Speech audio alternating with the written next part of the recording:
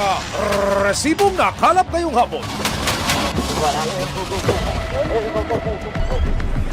Sa pinagsanib na puwersa ng mga otoridad, target mahuli ang most wanted ng Region 4B na mahigit isang taon ng minamanmana. Siya di umano ang nasa likod ng kasuklam-suklam na pananamantala sa mga batang lalaki. Sa totoo lamang ho, nakakabigla. Hindi talaga ako makapaniwala na merong ganitong klase ng mga material na puro bata ho ang makikita nyo na hindi ho yata karapat-dapat sa kanilang katayuan. Ang mga paslit binibiktima raw para sa mga made-to-order na sex video. Nagpapagawa po sila ng sexual act na gustong makita ng customer nila. Matatawag na rin po siya na made-to-order na kalasuan. Sa special report ng Resibo, ano-ano nga ba ang matutuklasan? Sa madilim na mundong ito.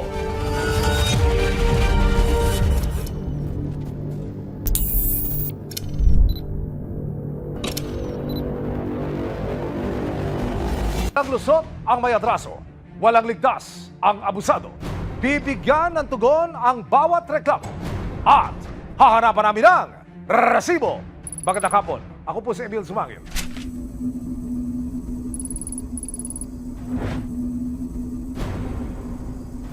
Napasok ng isang undercover agent ng isang online channel na di umano'y nabibiktima ng mga batang lalaki sa Pilipinas online.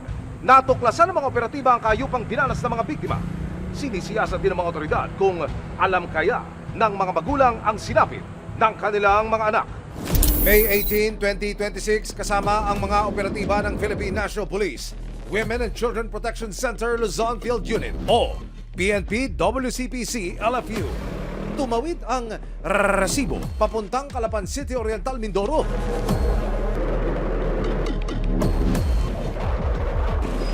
Ang misyon, matuntun ang lalaking nasa likod di umano ng isang malawak, sistematiko at nakarimlim-marim na kalakaran online. Sa pahintulot ng PNP, eksklusibo naming nakapanayam ang undercover agent na may hawak sa kaso. Nag-usap kami sa isang social media platform. Doon po niya sinabi na naghahanap siya ng customer na bibili nung mga sex videos kasama yung mga minor na lalaki po. Sa isang messaging platform, tumatanggap daw ng orders ang lalaki mula sa kanyang customers na nasa iba't ibang bansa. Ang order, pasadyang sex videos at pictures ng mga menor de edad na lalaki. Nag-send din po siya ng proof na talagang ginagawa nila yung act. Ang gusto niyang mangyari, magbibigay po ako ng list na gagawin dun sa mga videos. Binibidyohan niya based po dun sa script or list na gusto ng customer, oral sex, sexual intercourse. Matapos ang mahabang panahon ng cyber patrolling, natukoy ng mga otoridad ang lokasyon ng suspect sa Calapan City. Sa bisa ng search warrant na ibinaba ng lokal na korte ng Oriental Mindoro, ikinasana ng mga operatiba ng PNP WCPC, Calapan Anti-Cybercrime Group at ng Resibo ang paghahain ng warrant sa suspect.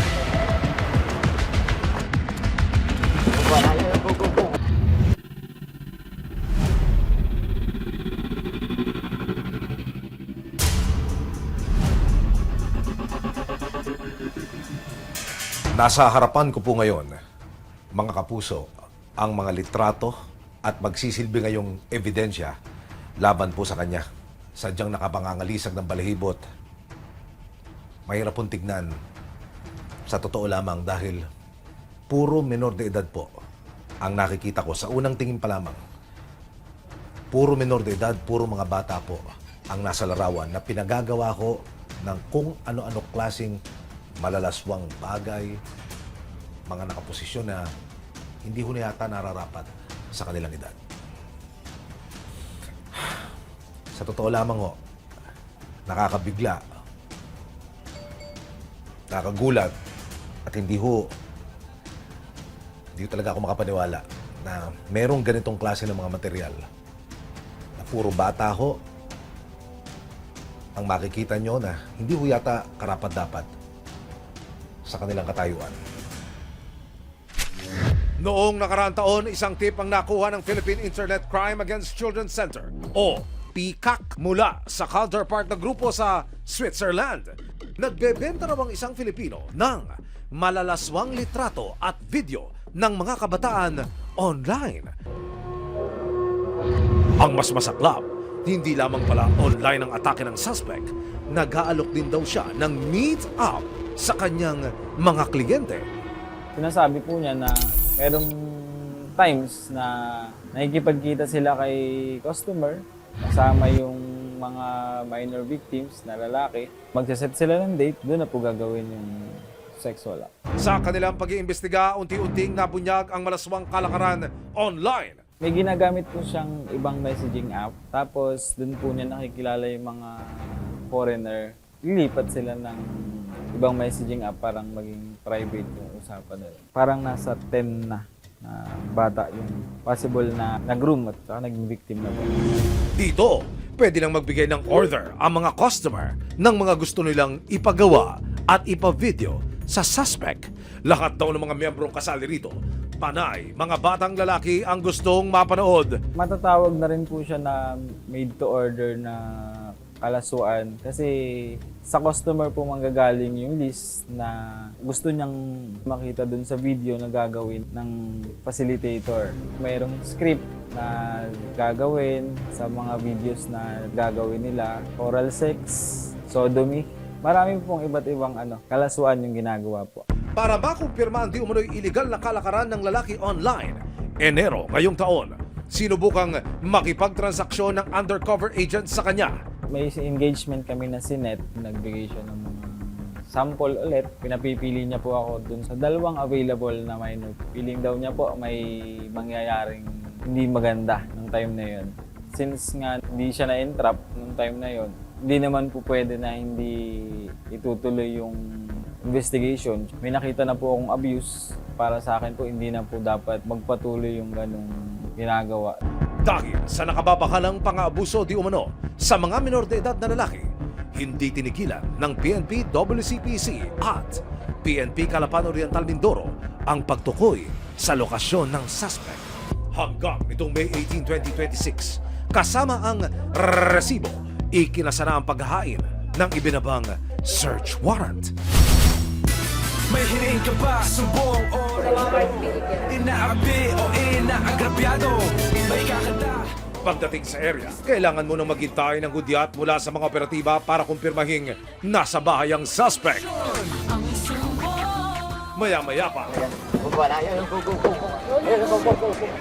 Resibo, walang lusot ang may atraso. Ipagtanggol ang api, iwaksi ang tiwali. humarap ang lalaki sa mga otoridad at binigyan siya ng kopya ng search warrant. Meron po kaming application for search warrant at ito po is na-aprobahan sa korte. Dahil meron po tayong mga activities na nangyayari. Ang nasa kote ng mga polis, kinilalang si Renz Adrian Arellano Esteves, 26 na taong gulang. Okay po sir, naintindihan po ninyo. Hindi ko lang po masabi kung saan po nanggaling. Search. Mag-search muna tayo. Siya na nga kaya ang nasa likod ng di umano'y pagbebenta ng malalaswang litrato at video online. Sinimulan ng mga operatiba na halugugin ang bahay ng binata. Pagpasok sa kwarto, nakita ang 2 laptop at isang cellphone. Gamit ko po yan. Sumunod namang sinuyod ng mga otoridad ang mga kwarto sa second floor ng bahay. Sa gitna ng pagkakalugog ng mga operatiba sa bahay, ipinaliwanag ng PNP WCPC sa mga magulang ni Renz na suspect siya sa kasong pang-aabuso ng mga menor de edad online. Violation of Section 4R, Section 4B, Section 4C, and Section 4D of RA 1193. Ang tinatawag po natin 1193, ito po ay batas anti-online sexual abuse or exploitation of children. Naintindihan po ninyo yun. Ibig sabihin may pang-aabuso lang nangyari sa mga kabataan. sa mga bata.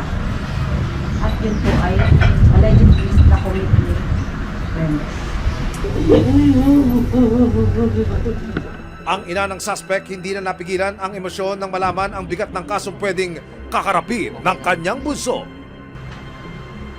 Pero yung sinasabi at pinapaliwanag po sa inyo na pulis ng pulis na tungkol po dun sa kaso nyo, naiintindihan niyo po yun?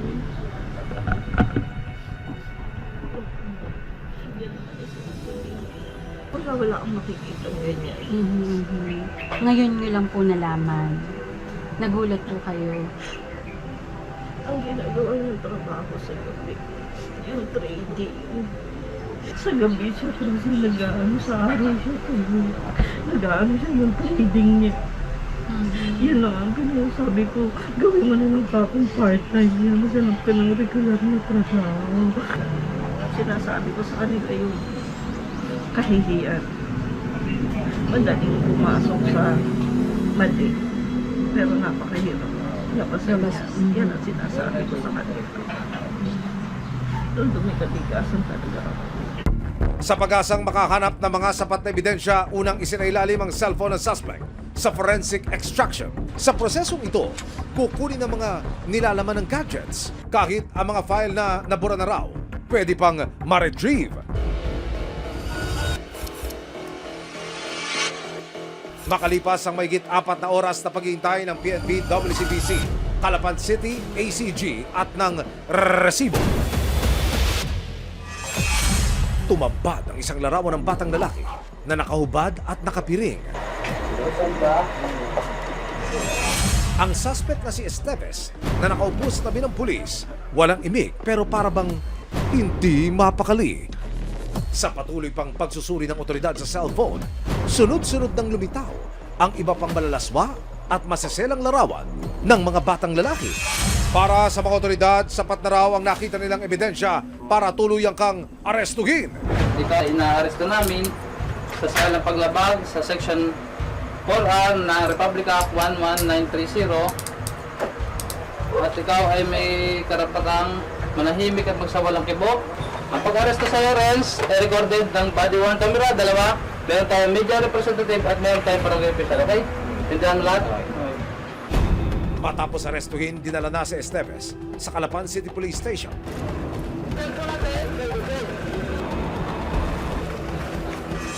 Sinubukang makapareham ng resibo si Esteves pero ang git niya, malinis na online trading ng stocks ang ginagawa niya. Tumanggi nang magbigay ng karagdagang pahayag si Esteves. Ano nga ba ang pagkakakilanlan ng suspect? Ikinagulat ang mga opisyal ng barangay ang pagkakasangkot ng binata sa krimen. Kung sa pagkikilala, sa bata ay kilala ko yan.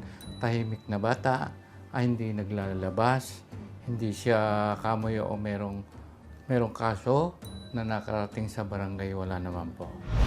Kaya medyo nagulat ako. Napakabigat po nung masabi sa akin na wala naman record, tahimik, wala namang pamilya. Kung totoo yan ay bakit nangyari sa kanya. Ang ganda ng pagpapalaki sa mga yan.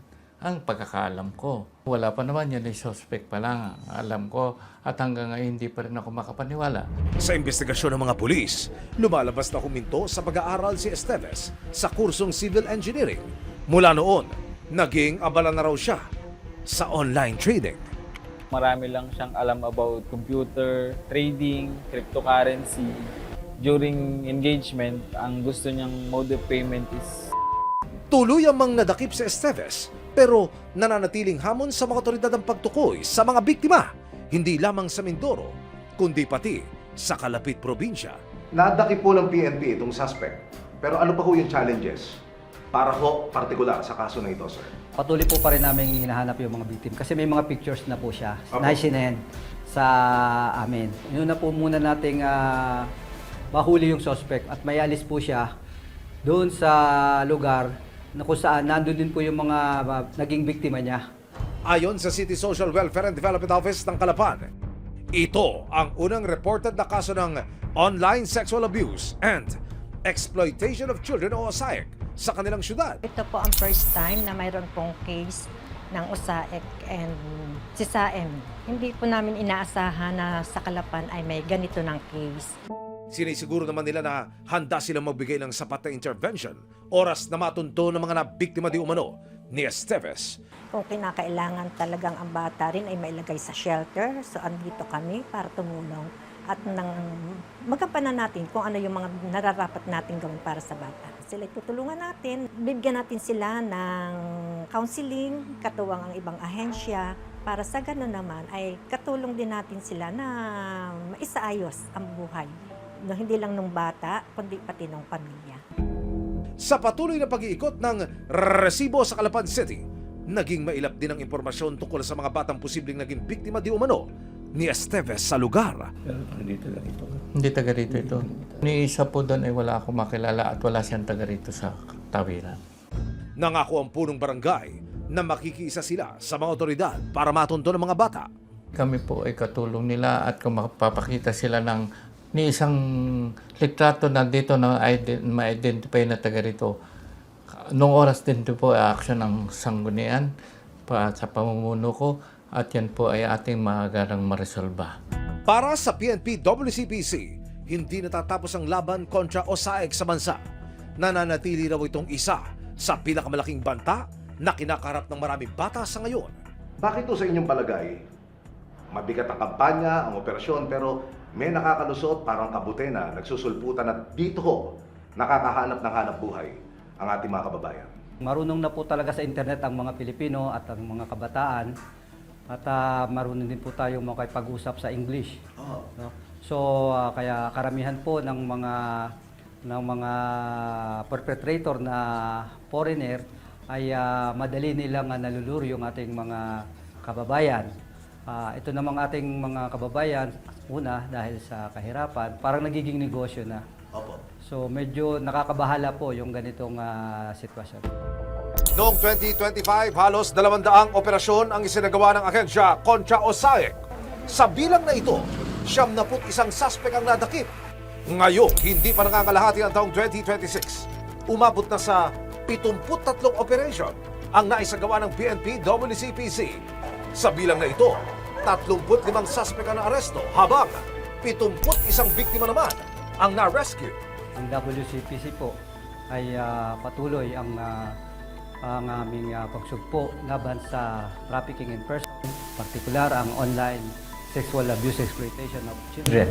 Kasama po rito ang aming tuloy-tuloy na pakikipag-ugnayan sa ating mga foreign law enforcement agents kung saan ay sila rin po ay nagbibigay ng mga information ng mga biktima ng mga OSAIC. Hindi ito ang unang kaso ng OSAIC na tinutukan at binantayan ng resibo. Alas 3 ng hapon, ang binabanggit sa ating oras ng lapag ng PNP contingent na sumundo mula po dyan sa United Arab Emirates. Dito ho sa primary accused na si Teddy Mejia. June 2024, nang mapasa kamay ng mga otoridad ng isa sa most wanted online sex traffickers na si Teddy J. Mejia. Hindi bababa sa 100 menor de edad na babae ang kanyang nabiktima. Doon niya po ako inaalok ng pera. Kapalit po nung pictures na nakahubad. 3 beses po. Kada linggo po. Tapos may kasama pong video. Tumatakbo ngayon, Teddy, 111 yung binabanggit na biktima mo, Teddy. Ito ba ay sapat ang bilang, kapos, o sobra pa? Sa iyo naman galing mismo? Sa investigasyon nila, tama ko. Ganun karami? Apa. May mga hindi pa sila na-trace, sir. March 2025, lumabas na ang hatol ng korte para sa mga kasong isinampa kay Mejia. Napatunayan siyang guilty o nagkasala. Kabilang dito ang 7 counts para sa RA 9208 o Anti-Trafficking in Persons Act, 3 counts para sa RA 11862 o Expanded Anti-Trafficking in Persons Act na may katumbas na 60 taong pagkakakulong. Pinagbabayad din si Mejia ng mahigit 1 million pesos para sa 4 counts ng paglabag sa RA 11930 o yung Anti-Online Sexual Abuse and Exploitation of Children at Anti-Child Sexual Abuse or Exploitation Materials Act. May katumbas naman itong parusa na mahigit 50 taong pagkakakulong. Si Renz Adrian Esteves naman, nakakarap sa patong-patong na kasong paglabag sa Republic Act 11930 o Anti-Online Sexual Abuse or Exploitation of Children, Anti-Child Sexual Abuse or Exploitation Materials at Republic Act 10175 o Anti-Cybercrime Prevention Act of 2012. Kung sakaling mapatunayang nagkasala, makakarap si Esteves sa habang buhay na pagkakakulong.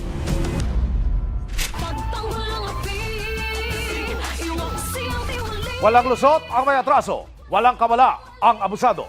Dahil ang bawat reklamo, haharapan natin ang resibo. Hanggang sa muli, ako po si Emil Sumangit. Resibo, walang lusot ang may